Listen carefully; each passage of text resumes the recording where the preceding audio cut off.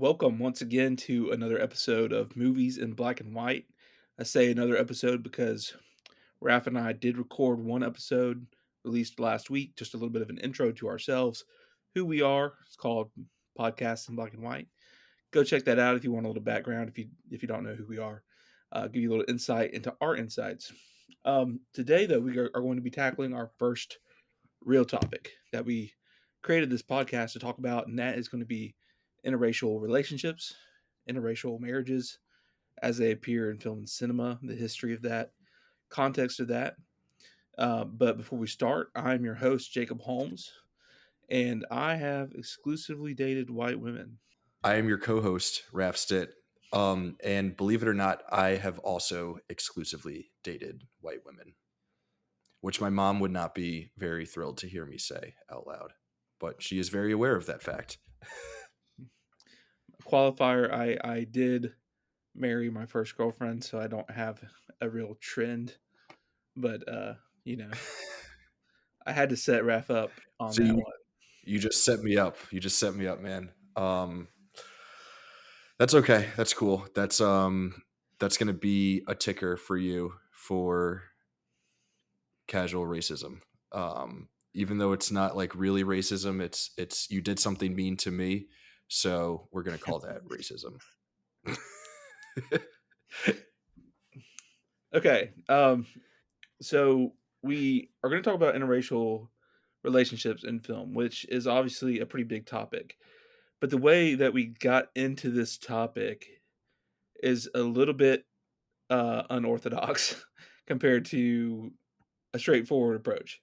And this really is kind of the observation that launched the whole idea for this podcast. This is a strange observation that I made that led me to asking Raph if he'd like to talk about race in cinema. So it's kind of an interesting thing. So Raph already knows this because this is when I pitched him this series, this podcast, but I'll go through it for our listeners. So, watching Spider Man Homecoming, I'm not sure if I really realized why this twist was so effective at the time. But if you've seen Spider Man Homecoming, you know that it's a reboot with Tom Holland, of course, white, Peter Parker, as you expect. Um, and his first villain that Thank he goes God. that he goes against is Michael Keaton's the Vulture. Obviously, Michael Keaton being white. Um, and you're introduced to the Vulture. The very first scene of the movie shows you him, and it does allude to the fact that he does what he does because of his family, and like he has a drawing from his daughter. And then you kind of skip forward to see what Spider Man's up to, and what Peter Parker's up to. And as any good Spider-Man story, you've got a balance between his Spider-Man duties and his responsibility to stop the Vulture's evil schemes, and the regular, everyday responsibility of a young man in high school of trying to find a date for homecoming. And even though MJ is established in this movie and is in later sequels, which we might get to at some point because she has been race swapped. Um, uh, Although it's kind of cheating because she's not necessarily Mary Jane. We'll talk about that later. Um, she is not the love interest of Peter Parker in Spider-Man: Homecoming, which you know if you've seen it. Instead, he is trying to ask a very popular girl named Liz Allen to Homecoming, and from my eyes watching it, and I don't know, I assume that most other people watching it consider her a black character. Um, so that can have more explanation later. But so you have the balance of Spider-Man working with Vulture, and then Peter Parker trying to figure out how to take this black girl, Liz Allen, to Homecoming. And only the only connection there is that it's what Peter Parker has to handle. That's the only known connection for a long time. And then you get to the Hmm. classic trope of when the boy is going to pick up the girl for homecoming. Of course, the villain of that story is always the father. And the door opens, and it is Michael Keaton. And in that moment, you have this immediate realization that Mhm. Vulture is Liz Allen's father, which is a great reveal because it's the natural villain of the Peter Parker storyline, plus the villain of the Spider-Man storyline, and that raises the stakes come together. Yeah, so you know that would have been a great twist. Regardless, would it have worked if Liz Allen was portrayed by a white actress? Would it have been more telegraphed? I don't know if I was thinking about that, Raph, at the time. I don't know, but we're gonna Yeah. speed run really quick to Detective Pikachu, just to get it out of the way. Because Okay. Speed run there. Let's Detective do it. Pikachu is what sealed the deal and made me realize what I take as part of the reason these twists work. So watching Detective Pikachu, Mhm. the protagonist of that movie is, Justice Smith, isn't that his name? I think? Okay, Yes. okay, correct I me if I'm saw wrong. him in Soho like a month ago. Just a Awesome. random if anyone is interested in keeping up with my New York City celebrity sightings, I saw him about a month ago just walking through Soho. Well, I saw Detective Pikachu in a Prattville Walmart at some point, I'm sure. Um, that's as close as I'm going to get. Like like the actual Pikachu. You just saw him walking around and he sounded like Ryan Reynolds and the whole Well, thing. he was just sitting very still in an aisle with toys. I'm not sure, Mm, you just know trying to blend in. yeah.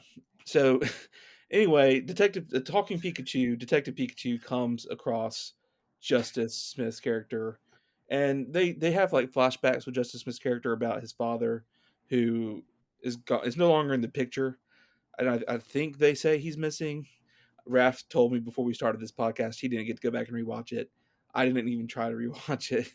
So, his dad's out of the picture, um, and I think Justice Smith doesn't know what happened to his dad.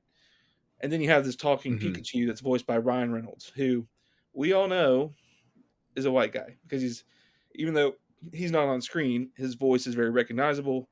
He's not doing some kind of fancy voice work here. It's just Ryan Reynolds being Ryan Reynolds, and Pikachu's mouth as is Ryan moving. Reynolds. So you know in your head, this is Ryan Reynolds, a white guy. And then later in the story, there's a reveal that actually this is not just a random talking Pikachu. This is Justice Smith's father that has been made to possess this His Pikachu. soul has been magically transported into the body of this Detective Pikachu? Yeah. Yeah, it's very hard to try and like put that into words, but the point is that twist also I think operates on the same twist that the Michael Keaton twist operates on, which is you are shown a black character, which is actually a mixed character, mixed Mhm, race character, and you don't your brain doesn't make any connections between familial connections between this black coded character and this white character.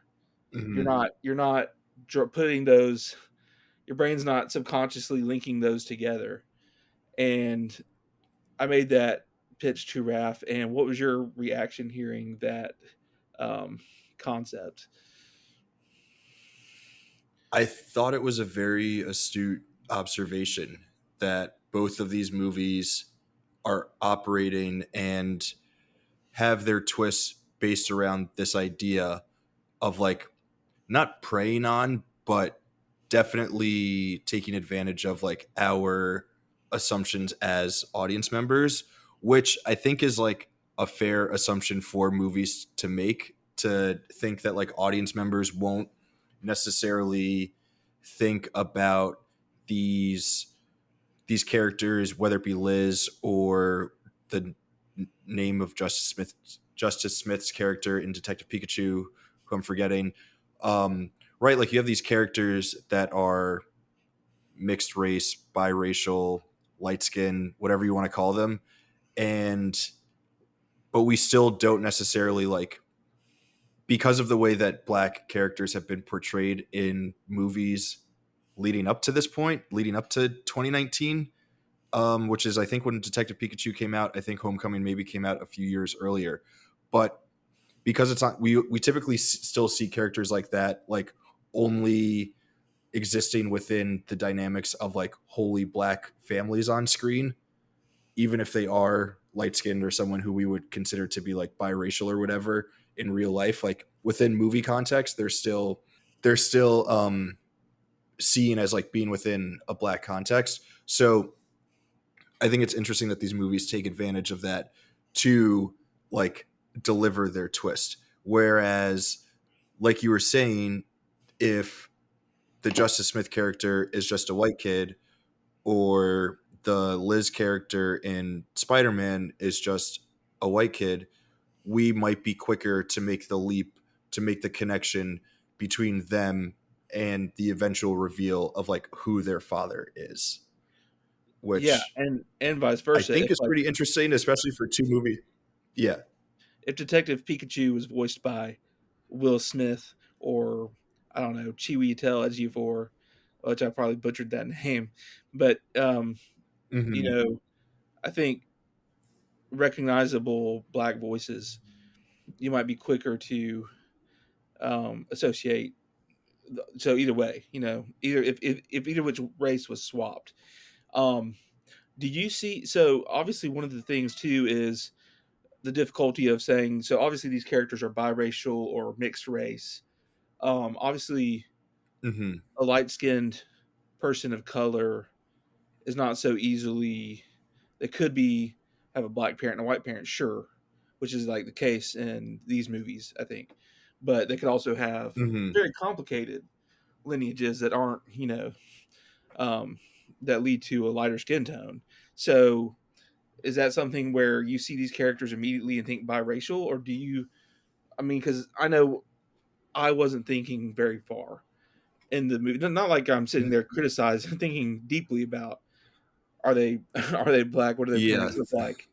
But but just in general, I'm just taking it for granted that they're a light skinned black person. Yeah. I mean, right, like what you're saying, it becomes tough because there is like, we don't have to get into the whole history of like one drop rule within US society and like how that defines blackness. Like if you have one drop of black blood, you are then defined as being someone who is black, even if you have like otherwise white parents. So that's when you like, I mean, I recently rewatched Sinners, so like the Haley Steinfeld character is like in that movie like 1/16th black and is still like, you know, very much so someone who passes as white, but still gets to be someone who lives as a black person. So like all that to say, it's hard to know, or it's hard to like immediately sort of like determine whether or not someone is again, I'm going to use the term light skin because that's like what's used within the community. So like that could mean anything from like a Steph Curry where he has two mixed race parents, or two like black parents who like maybe have white heritage somewhere in their lineage, versus like Clay Thompson, who I believe has a black dad and a white mom. So like both of those guys end up being, lumped into the category of light skin, even though they have like two very different family histories. And I think within movies, because we so rarely see people or like families that are mixed race or interrace within movies, and I think we're going to get into this more in this conversation, but like we definitely don't see it with like white dads and black moms, and the reasons for that we'll end up talking about. But because we like really don't see that, even for characters or actors who are like otherwise biracial, maybe in real life, like Zendaya is like a very light skinned person. I don't know if she's biracial or what, but she could easily like play a biracial person in a movie. But oftentimes, like we see her within the context of having like two black parents in a movie, and like sometimes it'll be like very very dark skinned black parents that like don't match her complexion, and it doesn't make sense. So I'm kind of rambling here, but it's the whole gist of what I'm trying to say is that um, because of the history of like how interracial families, mixed race families are not depicted on screen, that's kind of how these movies are able to get away with the twists in ways that they otherwise wouldn't be if we had um, white child, white parent, black parent kind of scenario in either of them. Yeah, I think one of the things that you're getting at is going to be an interesting topic of the conversation. Although we're probably going to circle back for a minute to a little bit of history. Um, there's one thing about portraying interracial relationships in cinema, and then there's another thing to portraying interracial marriages and interracial families. Um, because when Hmm. you narrow it down to that, interracial marriages and families, I think it gets considerably smaller. Um, uh, and that kind of stability and lineage, versus just like one love story between a black person and white person. And qualifier, I said Hmm. this, I think I mentioned this in our first episode. When we say interracial relationships, we are mostly talking about black and white, which is a little bit, complex. There's complexities there. But what Hmm. we're not talking about really is Asian and white interracial relationships, or like Hispanic or Native American and white relationships, just because we are a white man and a black man. So we kind of are really, and because of the history of black Americans in the country, um, we're Hmm. really looking at it from mainly that angle, because interracial relationships more broadly is kind of a can of worms that gets into more complexities than we can really deal with on this show. I think um, at this time Yeah. it would crop in a whole lot of extra movies and a whole lot of different contexts and backgrounds than the ones that we're trying to get to.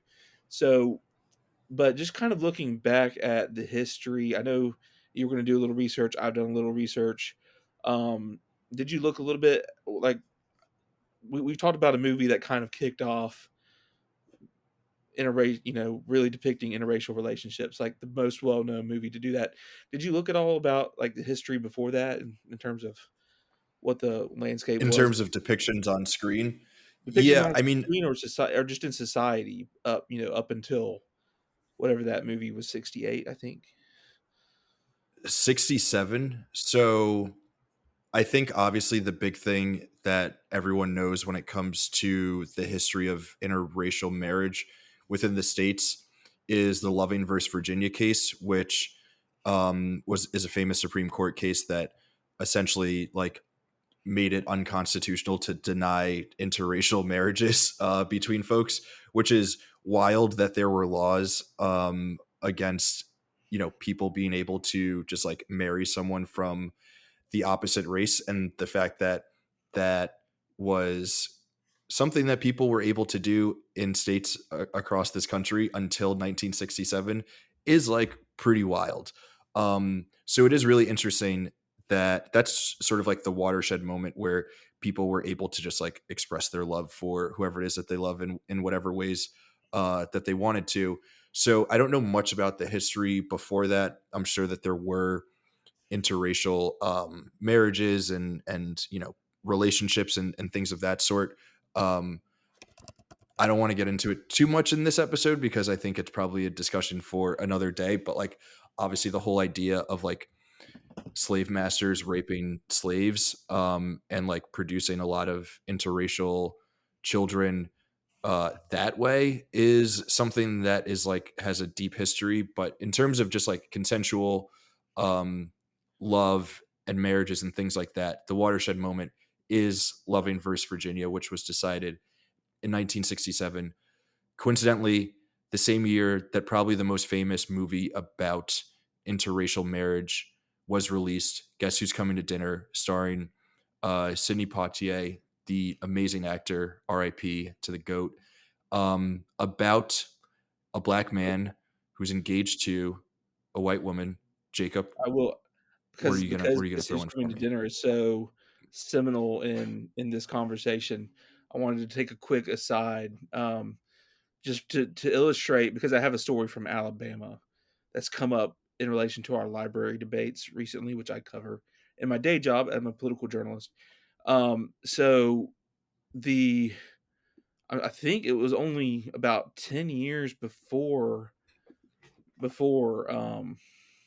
yes, it came out in 1958, a book called The Rabbit's Wedding, which is a children's picture book. Um, and it was put on a shelf in an Alabama library. The Rabbit's Wedding depicts a white rabbit and a black rabbit getting married. And the White Citizens Council of Montgomery, which I live 20 miles north of, attacked it, proclaiming it promoted interracial marriage. And it was still against the law in Alabama to be interracially married. And so, actually, our state librarian went to bat for the book, and there was a big political fight. But that was less than 10 years before the Supreme Court case. So that's just an example, not in film, but an interracial marriage between rabbits and children's media. Just 10 years before this, and that was the source of a bunch of consternation in Alabama, apparently, which I just learned about last year covering library battles. Um, so, Yeah, that's super interesting. so in the state of Alabama, Ye we were less than 10 years removed from that when Loving v. Virginia gets decided, and then Guess Who's Coming to Dinner comes out, and I have not seen Guess Who's Coming to Dinner, and so Raph can continue explaining the importance of that film. yes, so, I mean, Guess Who's Coming to Dinner is obviously the timing is really interesting because I think it came out a couple of months after the Loving versus, Virginia decision was handed out. And just like quick synopsis for anyone who has not seen it or is not familiar with like the idea of the movie, but it's about a young couple who just got engaged, black man, white woman, going to the woman's parents' house in San Francisco to tell them that they're getting married. And the dramatic tension of the movie is you have this older, although like super liberal or at least like liberal for the time couple from San Francisco. They are still super freaked out. They're less than thrilled about the idea of their young white daughter marrying this black man who happens to be a doctor. And I mention that because like it's not enough for them to just like be madly in love with each other. A lot of it is around like, okay, you are these super liberal people, and in order for you to like allow your daughter to marry a black man, he has to be the most exceptional of black men in order for you to like be okay with this marriage. So the movie obviously for 1967, a time when people were not used to, let alone seeing interracial marriages on screen. Like people weren't used to seeing interracial marriages in their day-to-day lives. So, you know, it makes sense that a movie that came out then sort of like had to have again the exceptional Negro um, penetrating a liberal white family in order for everything to work out at the end of the day. Um, but still, there was tension with even all of that being at play. So we've come, I want to say, a long way since 1967, since Loving vs. Virginia, since Guess Who's Coming to Dinner, where we can have movies that are playing with our understanding of interracial marriages, interracial families to provide us with these like twists for movies. And kind of like the joke is on us, like, haha, you stupid people. Like, why would you ever like assume anything other than these people being in a loving, happy, interracial family? You're a fool and uh, kind of a racist meanie for thinking anything other than that. But yeah, Jacob, I don't know if you had anything else about Guess Who's Coming to Dinner, Loving versus Virginia, or anything else in terms of like the a little bit of like the context for how we got to Spider-Man: Homecoming and Detective Pikachu, which is just like I gotta say, it's so funny that we're talking about these movies because they're both like I think Detective Pikachu is like pretty bad, and Yeah. Spider-Man: Homecoming is like meh.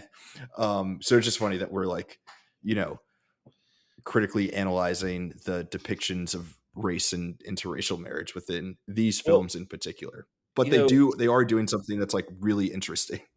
it's also interesting too to think about, you've started to make it a little bit when bad movies are also depicting, these interesting like interracial marriages or interracial relationships have become acceptable enough for it to appear in bad movies and be worth talking about.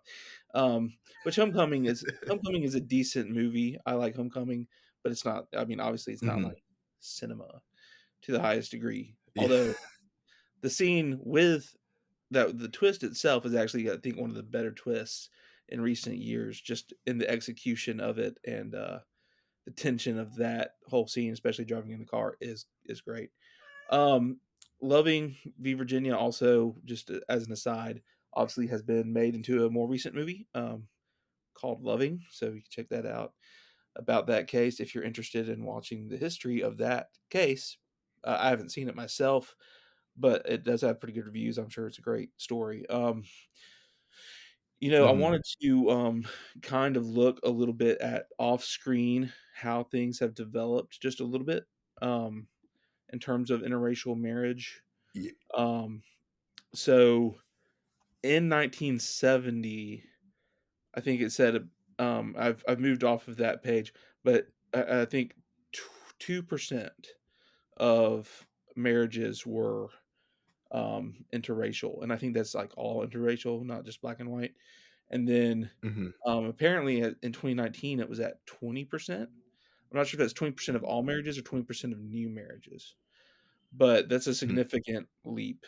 Um, or at least in 2010, 14% of new marriages were interracial and 8% of Mhm. all marriages were interracial. So it's still a relatively uncommon thing, though. You went Mhm. from 2% is what, 1 out of 50 to 10%, 1 out of 10. So, I mean, that's in a way, that's comparatively much more common, but still also very relatively uncommon. So it's kind of an interesting place to be. And then statistic wise, just as we were talking about the differences in racial pairings, um, Mhm. I think about 4% of marriages with a white husband have a black wife, as opposed to like 8 to somewhere between 8 and 10% of married black men have a white wife. And it says, I think 4.6% of married black American women, or sorry, 4% of married black women have a white spouse. Um, so obviously, much more common for Yeah.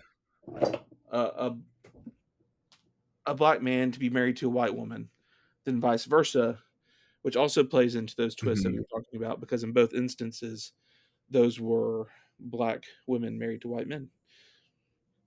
Yeah. I saw, in the research that I did, a study from 2017 that noted that black men are 2 times more likely to be in an interracial marriage than black women. Again, that's accounting for, like, also, like, Asian, Hispanic, Native American interracial marriages, but even with that, you know, 2 times more likely, and like you're saying, I think that is, like, the big reason why these twists really work is because in both instances, it is a white man who's married to a black woman, and right, so, like, we gave the example of Guess Who's Coming to Dinner, which is the most famous example of interracial marriage within cinema, and that is a black man and a white woman, and I think most of the other instances or, like, most famous instances that we would be able to find would be that same thing, black man, white woman. I think of like Get Out from a couple of years ago. That's obviously about black men dating white women. And then when you get into like the history of interracial marriages and interracial relationships, obviously I spoke briefly about the not the idea, and I don't want to say the phenomenon, but like the terrible thing that was slave rape happening, which was typically white male slave masters raping black female slaves.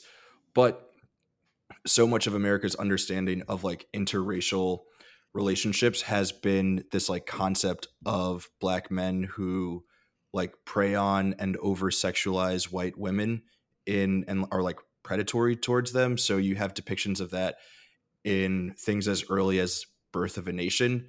And I think that that sort of trope has been something that people have played with throughout the history of cinema. But because both in real life and in cinema, we don't see the reverse where it's white man, black woman as much. That's why these movies are able to get away with the twist that they do. So if it were like white woman, black man, or you know, some yeah, if it was that, if it was the reverse, I think we maybe would have been more likely to pick up on the twist. Like maybe in Spider-Man Homecoming, people were more inclined to think that the Donald Glover character was Liz's dad or related to Liz in some way than the Michael Keaton character. So it is interesting how that sort of like understanding that we all have as audience members really informs what it is that these movies are able to do. I'm interested to get your take, and I don't know if you did like I did. I tried to look at like a list of films with interracial relationships, and just like a list just to see, just to jog my memory if anything stuck out to me. But I found that there's still a pretty, especially when you don't take into account movies like Guess Who's Coming to Dinner and movies like Get Out. You could kind of is kind of in the middle, but Loving, obviously Loving is a straightforward. It's a story about the history of the legality of Mhm. marriage. So when you don't take those into account, you have even more limited representation of um, interracial relationships and marriages. So, but then again, also we just talked about how it's still fairly uncommon outside off the screen. So, where do you Mhm. fall on the chicken and the egg of how much would screen representation change that, or how much is it that just a reflection of the world that we live in?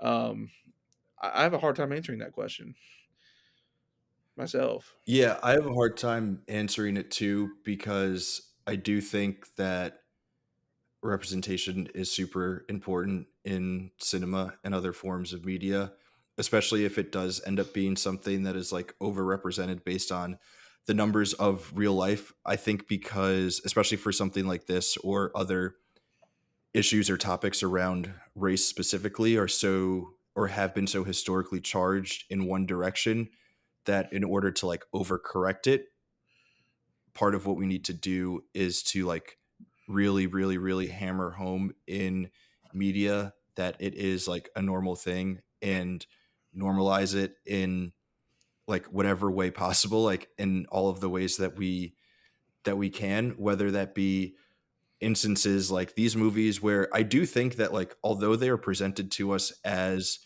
twists within the narrative, I do think that both of these movies are like really good about just like normalizing the fact that there are families that look like this, you Yeah, know, in right. our real in the real world. Even though there Like aren't that many, these families do exist and they do exist in the same ways that the rest of us exist. Like they just like parents just want to love their kids and like they have love for the rest of their families, for their spouses and everything like that. But that's something that is true no matter what your family looks like, right? Like black dad, white mom, um, black mom, white dad, two dads, you know, an Asian dad and a Native American dad, you know, an Asian mom and a Hispanic mom, like all of these like all these families like really just want the same thing. So like whatever we can do to normalize it, I think is super helpful, even if that means that we have to watch a shitty movie about Ryan Reynolds playing Detective Pikachu. Yeah, I But think, what do you think about I think definitely when, um, and then when you think of Spider-Man: Homecoming, obviously, there's a lot bigger shocker for Peter Parker, seeing, Vulture as her dad, but there's never a sense of, like, even though it dawns on you maybe that you didn't expect it because of the race, like, there's never a point where you're, like, shocked that there's a multiracial family, really. You're just shocked that Vulture is part of the family. So it kind of Yeah, yeah. resets your expectation. You're not like, there's no reason to be shocked that there's a multiracial family. It had just not occurred to you until the right moment in time. And Detective Pikachu even less so because it's not a reveal. Like Justice Smith's character obviously already knows his dad is white, um, but Mhm. we just didn't know that the white character voicing Pikachu was going to be his dad. That Ryan Reynolds' body would be physical embodiment would actually be his father. It's kind of wild Yeah. at the moment. Um, one of the things I found that was um, interesting, and I don't know if you saw this or noticed this at all. My cat is causing issues. Um, so one thing I noticed a little bit is I think there was a correlation between some queer movies. Several queer movies had interracial relationships and even interracial marriages portrayed. And I wonder if some of that is to do with obviously the fact that queer movies are specifically representing underrepresented um, Mhm. relationship uh, pairings. And so, like for instance, the movie Bros. I don't know if you saw Bros. I happen to kind of enjoy it. It's got No. what's Billy on? Who's Billy on the Street? Billy Eichner. Um, Yeah. uh, Okay. Yeah, yeah. um, there's an interracial queer married couple in that film that he goes to. Mhm. I No wait, I think they're straight. I think they're a straight couple. But anyway, they're an interracial couple that he goes to, and Mhm. and they're just portrayed super like healthy relationship. There's no drama. There's no focus on, and they're side characters. It's just side characters Mhm. there for representation, and there's no side drama about, oh, they're black and white and that's a challenge. They're just there. And then I think another one that appeared in was Love Simon. Um, Love Simon tells the story of a white queer boy and his um, secret pen pal lover is black, maybe black Jewish. I'm not sure, but that part of it wasn't a big Yeah. deal. It wasn't like, so. It's like the queer movies have just had a little bit of an extra ease because they're already, I think, portraying underrepresented Yeah. relationships. That's such a good point. Um, there's already room for a form of inclusivity in those movies that maybe like mainstream movies are still catching up to. I did want to circle back on one thing that I wanted to bring up in this episode on the topic of like normalizing these kinds of relationships in media. Not necessarily talking about movies or cinema specifically, but I don't know if you remember the Cheerios Super Bowl ad from now 10 years ago that is it's just a depiction of a family and they have like these like funny little interactions about Cheerios. But I guess I'll walk through the commercial really quickly. So this little girl, she goes up to her mom and she's like, "Hey mom, is it true that Cheerios are good for heart health?" And her mom like reads the box and she's like, "Oh yeah, eating one bowl of Cheerios a day can lower, high cholesterol and this and that with good heart health and all that, selling the product." And the little girl goes, "Okay, cool." And then she takes a box of Cheerios and she runs away. And then it cuts to dad sleeping on the couch with a bunch of Cheerios on his chest. Clearly, the little girl thought that like you have to pour Cheerios onto someone's heart in order for them to get the heart benefits. The catch is the mom that she's talking to in the first scene is white, and the dad who she pours the Cheerios on in the last scene is black. And this sent people into a tizzy. People were not thrilled about it at all. You know, a lot of the same talking points that you're used to getting. It's being forced down our throats. Why do we have to, you know, ham fist all of these interracial relationships into our Cheerios commercials? Why can't a Cheerios commercial just be a Cheerios commercial? But like the commercial is just a Cheerios commercial, and I was reading about it, and the like creative directors, the people who are making the commercial, the casting director was just like, the first thing that we wanted to do was cast a child star.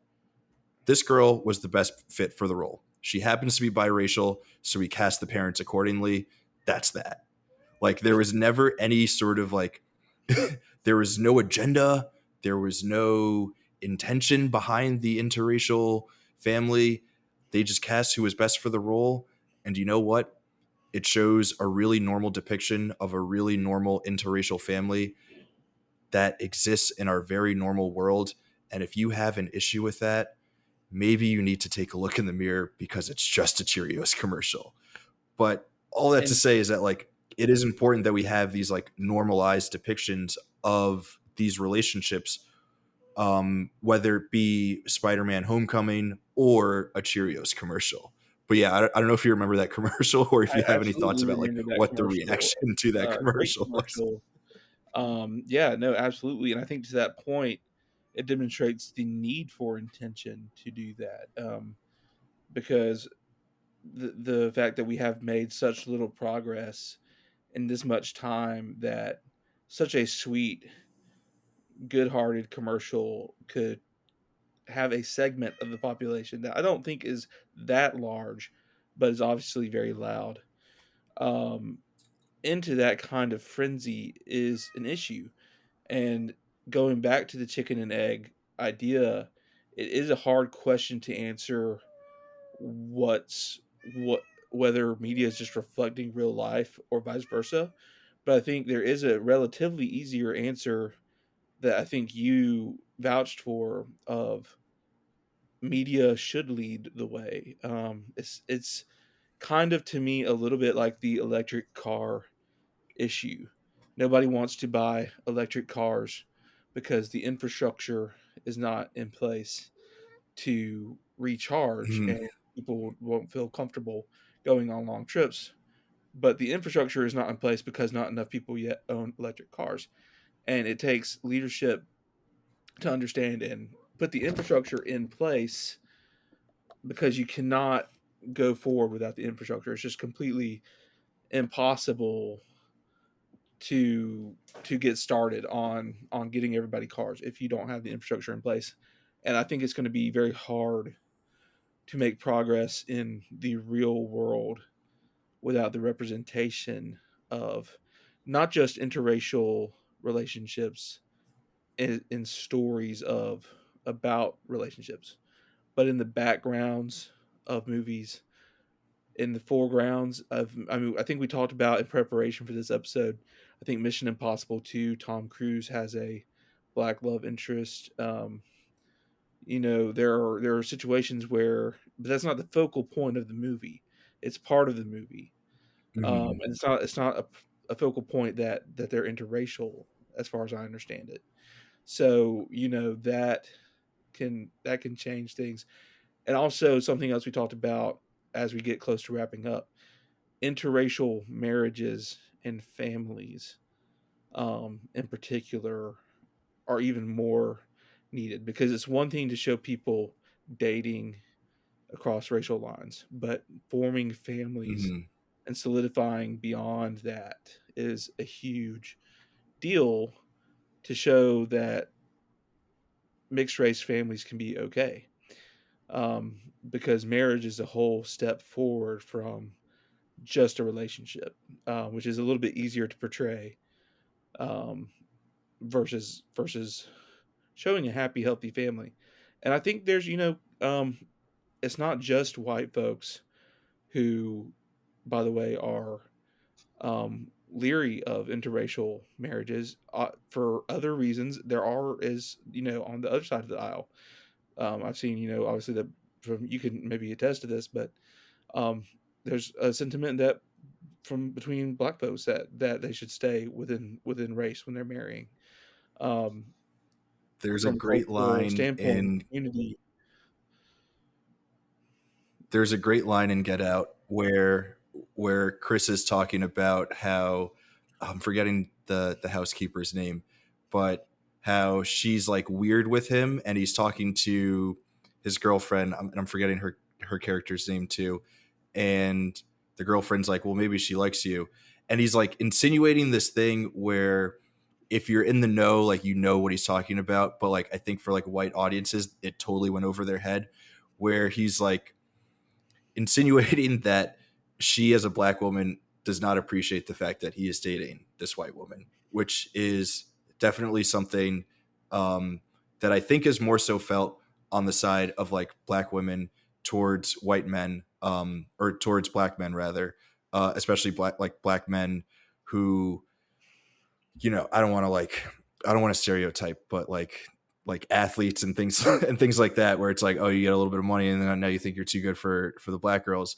or whatever. But there is like definitely that sentiment that is felt amongst a lot of black women and also black men who feel like other black men are like betraying their community by going off and dating or marrying people from outside of the community. I don't think that it's felt that much with black women because, like you've laid out with the numbers, it's just like not all that common. But I did also want to circle back to the question that you had about like whether or not media should be leading the way. And I think the role of movies is to obviously like reflect and respond to whatever society they are being produced within. So I think they need to reflect the fact that yes, interracial couples, interracial families, mixed race families exist. They're here, they're your neighbors, they're super chill, your kids play soccer together, all that good stuff. But like what they need to lead on is again going back to this idea of normalizing for the folks who for whatever reason maybe don't feel so great about interracial marriages happening. I just wanted to quickly add one last piece of data that I found to be super interesting. As recent as 1990, 35 years ago, 63% of non black adults surveyed said that they would be somewhat or very opposed to someone in their family marrying a black person. As of 2017, that number was down to 14. So, like, I do think that media and movies and like portrayals of interracial love on screen, interracial marriage, interracial families, I think it helped that figure to get lower. We can obviously get it like still lower, now. Um, and I think like more movies like Spider-Man Homecoming and Detective Pikachu, oddly enough, are like going to help in that cause. Absolutely, like, interracial representation in indie art house movies is great, but if we really want to make progress, we need it in big dumb blockbusters, front and center, for everyone to see legitimately, movies for the masses, um, so that they can get out there, and, yeah, I think that's a pretty good wrap on interracial relationship in film. Um, that was a really fun conversation to me, and is exactly what I hoped for from this podcast. So I think we're really rolling, and I'm excited. We got it 50 minutes here, which is a great short podcast episode compared to what we're used to when Raph hosts the canon, and we go on for 2 hours. So this is a pretty good deal. It's hard to get me to not yap for hours, especially about race and film. But I'm trying. But this was a great We conversation.